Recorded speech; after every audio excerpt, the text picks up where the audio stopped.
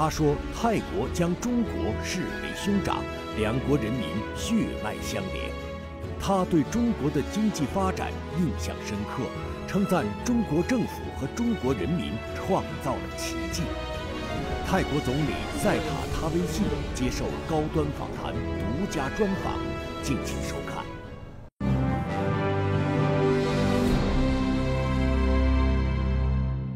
关注国际焦点，洞察世界风云。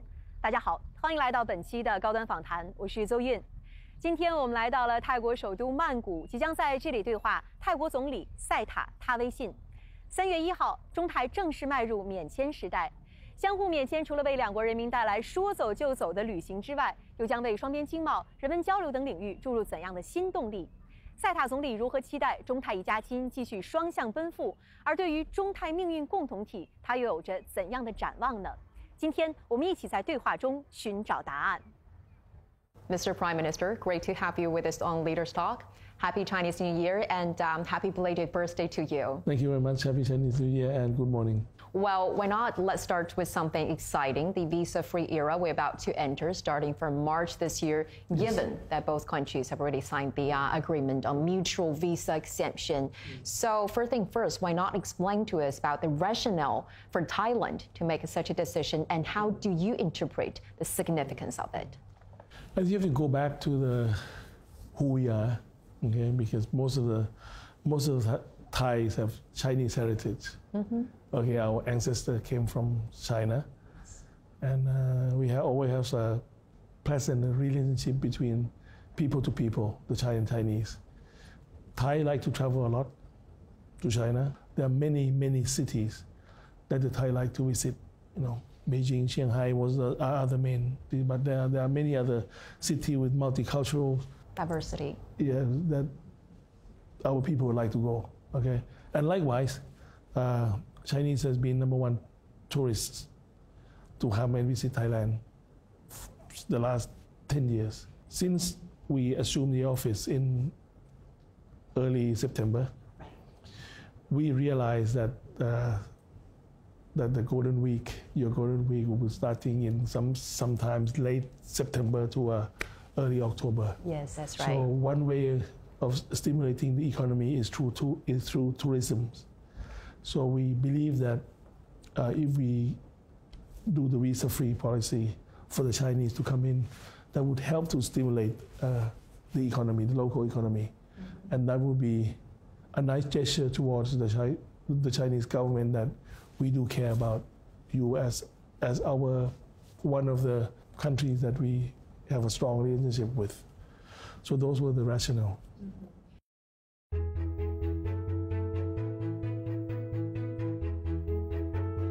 历史悠久，风光独特，文化亲近。一直以来，泰国都是深受中国游客喜爱的海外旅游目的地之一。而泰国旅游业在经历3年疫情的低谷之后，也急切盼望着中国游客的回归。2023年9月5日，赛塔他威信就任泰国总理。1周后的9月13日，他就宣布，泰国单方面给予中国公民5个月免签政策。今年1月28日，中泰两国政府在曼谷签署互免签证协定，该协定自3月1日起生效，与此前的免签政策无缝衔接。2月27日，泰国旅游与体育部发布的数据显示，今年1月1日至2月25日，中国游客赴泰数量突破100万人次，在外国游客中居于榜首。ก็จะได้ทำให้นักท่องเที่ยวเข้ามาเที่ยวมากขึ้นนะครับก็ดีสำหรับพ่อค้าแม่ค้าด้วยครับครับดีครับตั้งแต่มีการเปิดฟรีวีซ่าให้กับนักท่องเที่ยวจีนเพื่อจะได้มากระจายรายได้ให้กับชุมชนถ้าได้มีนักท่องเที่ยวจีนเข้ามาเที่ยวอยุธยามากขึ้นได้มาเรียนรู้กับเกี่ยวกับศิลปะวัฒนธรรมโบราณสถานของอยุธยานักท่องเที่ยวจีนครับก็รู้สึกแฮปปี้ครับเป็นมิตรต่อทั้งคนขับและมิตรกับคนไทยที่อยู่ในประเทศไทยครับผมเองก็จะได้มีงานทำเยอะๆครับหวังว่าก็คงได้ไปเที่ยวเมืองกินสะดวกขึ้นครับอยากไป ที่เมืองหลวงของประเทศจีนนะครับที่การก็อยากจะไปนะครับอยากจะเที่ยวเดิมสักครั้งหนึ่ง You have said that Thailand is well prepared to welcome Chinese tourists. Well, sounds very confident. So why not taking this opportunity to share with us some of the supportive measures in place to guarantee the security as well as the overall experience for those international travelers? I think the key words is overall experience. I mean, needless to say, we have sun, sea, and sand, and shoppings, and culturals, and food, and many other things that the Chinese like. Okay, those are given. But again, some of the facts that the government must not forget is to ensure that Chinese tourism are well protected. Okay, whether in terms of the first step that they set foot on Thailand, immigration. Okay, KPI is that the immigration officer need to make sure there is no more than 30 minutes. Are we able to achieve that? Most of the time, but sometimes it's still 45 to an hour, which is fairly long. Okay, we are making sure that all the journeys, all the immigration is according to KPI. The baggage delivery at the airport is timely. Right. Like you pass immigration, you have to wait another half an hour for it. The taxi needs to be available for you. Okay. And overall safety is from the Chinese tourists of utmost importance to us. I have experienced some of the experience that you just mentioned because I remember many years ago when I visited Thailand. At that time, I was a kid. And the very first Thai language I think I remember that time, besides Sawadika and Khop Kun Ka, are Chan Run and non run. So hot water and hot tea. So forgive for my imperfect pronunciation because at the time, many years ago, it was not that easy to get hot water in restaurants and hotels here in Bangkok. But this time, the minute we arrived at the airport, I saw there's a water dispenser machine with options of hot water, water of room temperature, and cold water. So I think it is, as you said, you know, the details, the devil's in the details, very well right? observed. I think it's the most important thing is we must make sure that our guests like the experience. They would like to have an option of what they like. Yes. And we want them to feel at home. Personally, I like to drink ice cold water. Okay. I can but imagine. Again, it's the Chinese like it warm, semi-warm, hot. Right. I mean, it doesn't matter whether who like what, but we need to provide options.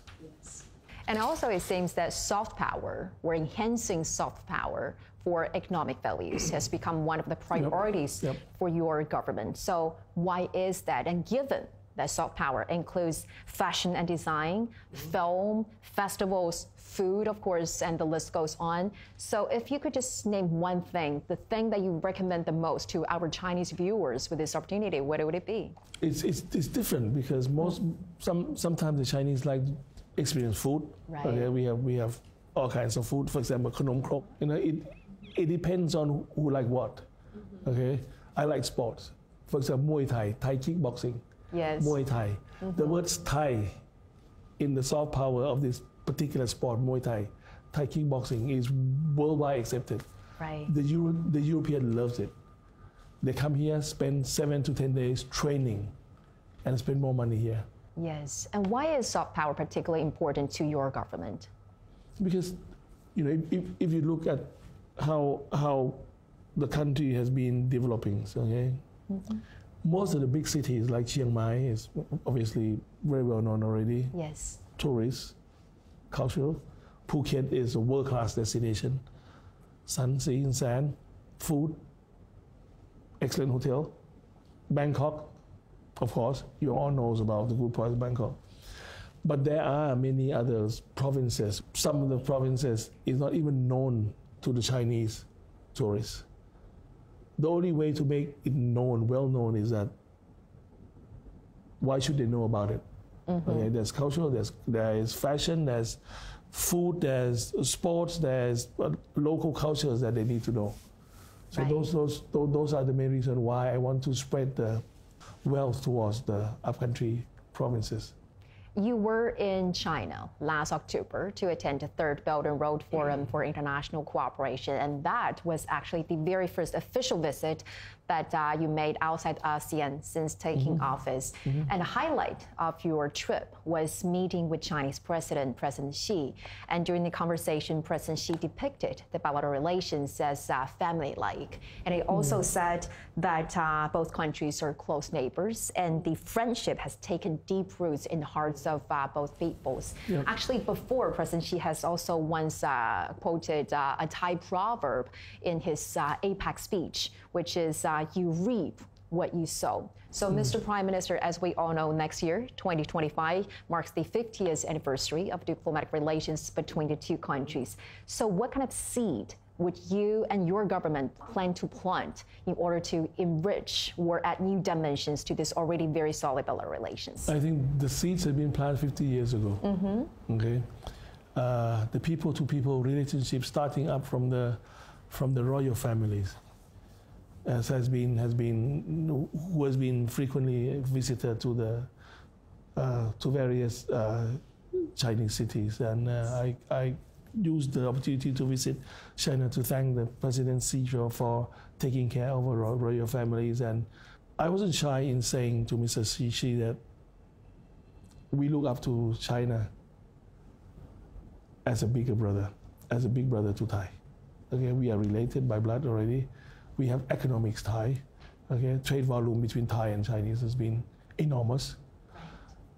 Chinese has been the biggest foreign direct investment in Thailand the last couple of years, propelling by the EV industry. Right. Okay, which has been a big investor here. The Belt and Road initiatives, connectivities, has been huge for the regional development. Okay, so we deliberately chose China as the first country outside of the ASEAN to visit, because we want to signify the strong relationship that we have. What impressed you the most about your meeting with President Xi, and how do you view him as a leader? As a president of China, I think he has a thorough understanding of how we should live together. Peace is top of his mind. Common prosperities. We need to prosper together economically. Trade is always at the top of his mind, which is the same as us. Okay. Whether you like it or not, if we do have money in the pocket, society will be better off. The more money you have in the pocket, the better society will be off. He was very friendly.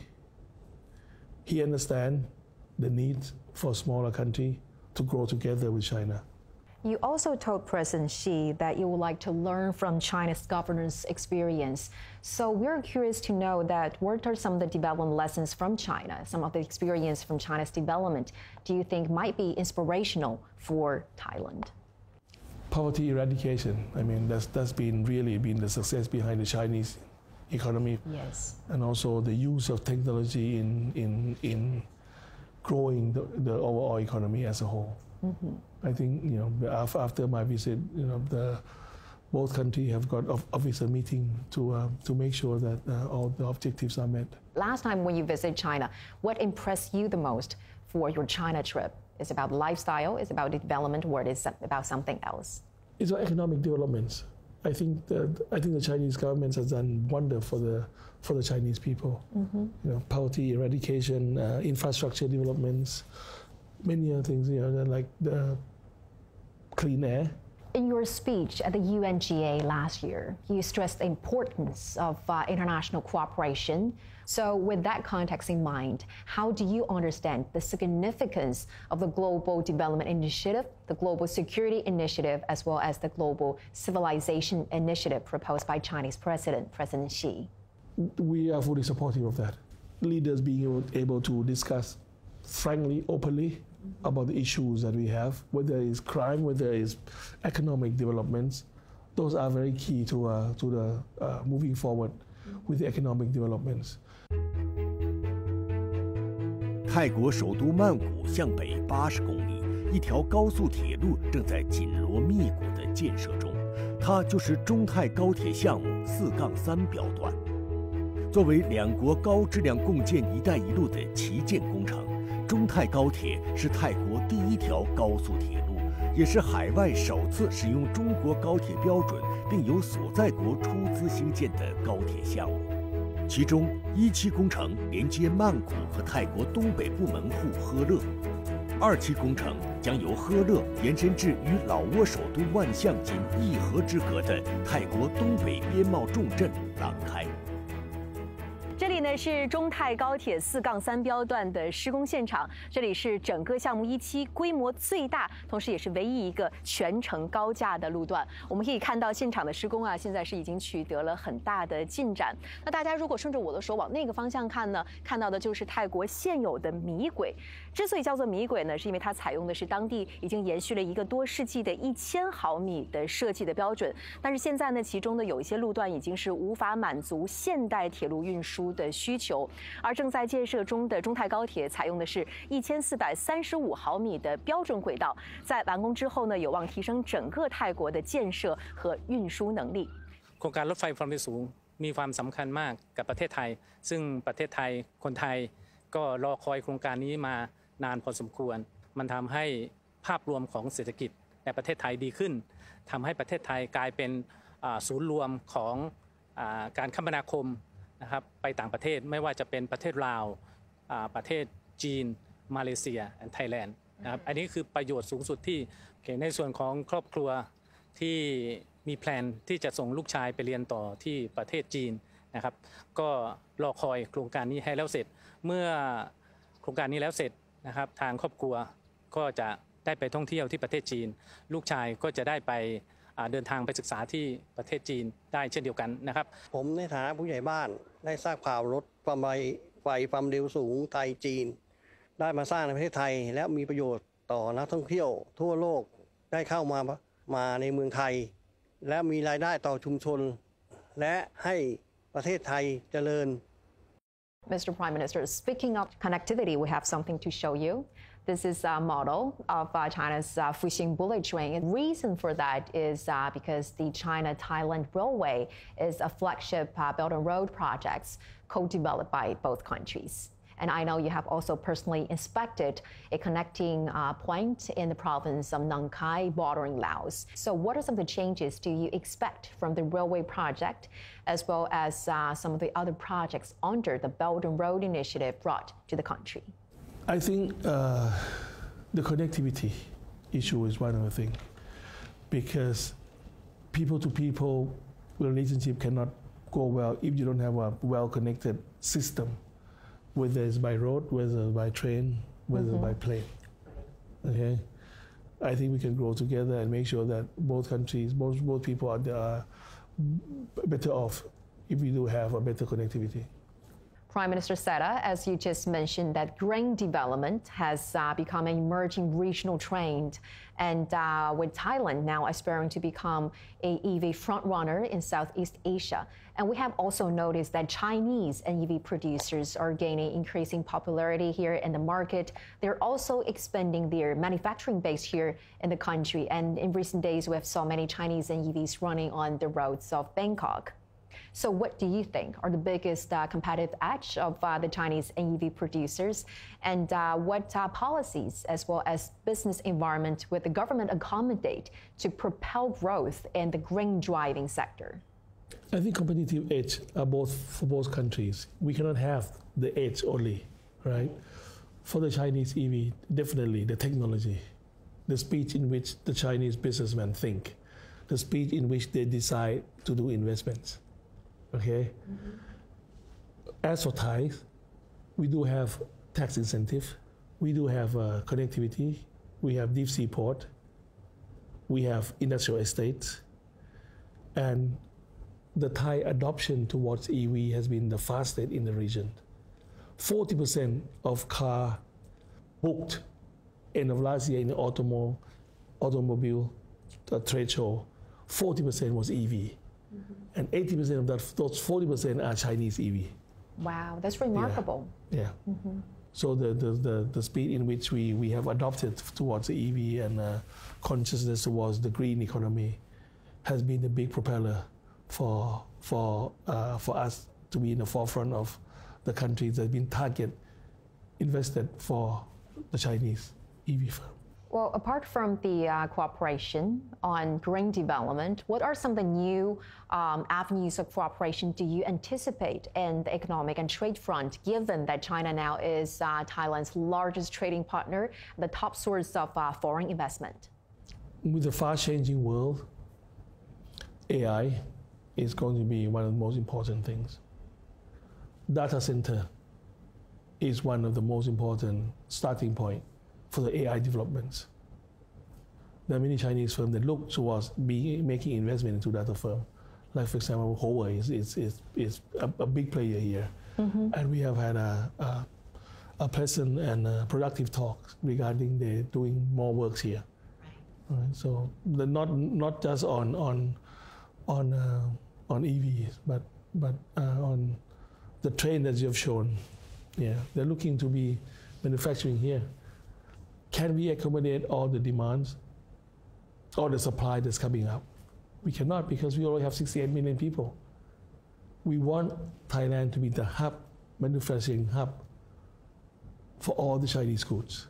Whatever they have, if they think that we can offer them, please look at Thailand as one of the destination. We want to make sure that all the expatriates that come and work for Chinese firm here feel at home. And I know they feel at home here. So it's also about the overall experience here. Experience, yes. Because you were a very successful businessman. So for those Chinese business who are now having the idea or the willingness to expand their footprint here in Thailand, what advice would you give them? Do come and talk. I mean, come in. Right? If you need government help, government support, the government house is open for you to come and discuss. And I will help facilitate anything that has mutual benefits to both parties. Mm-hmm. We are open for business. I went to China to tell the world that we are open for business. So when you're here, do make a courtesy call. If you think I can help to push your agenda forward, to make sure I can speed up your investment into Thailand. What is so attractive about the Thai market here compared with other ASEAN countries, in your opinion? Geographical position. We're not landlocked, all right?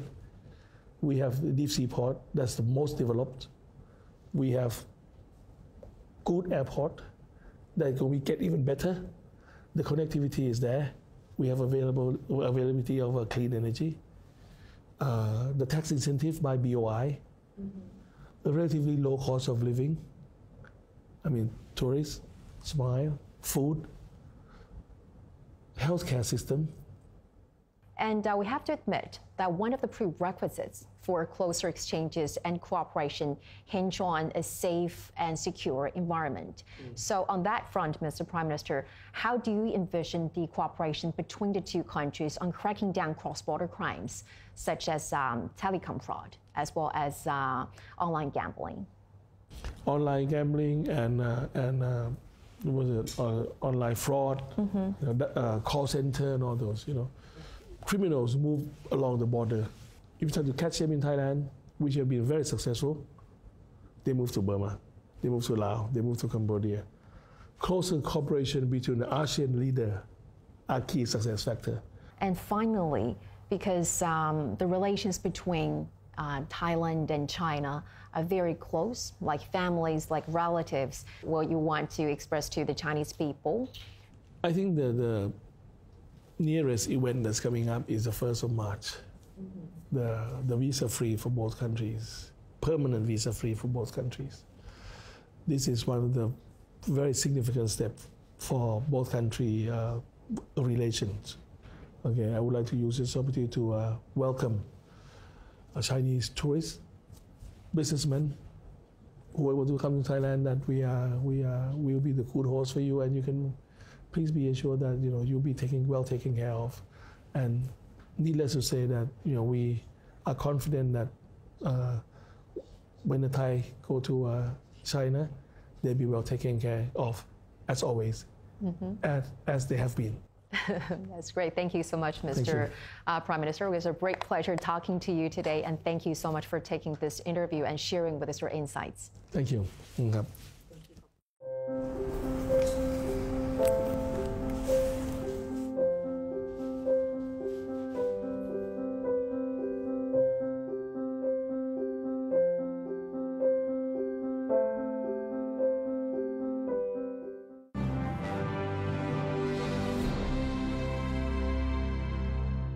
在刚刚的专访当中，我们感受到了赛塔总理对于全方位发展中泰关系的信心。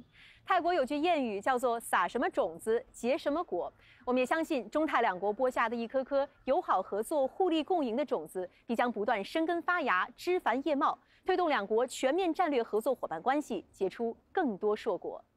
感谢您收看本期的高端访谈，我是邹韵，我们下期再会。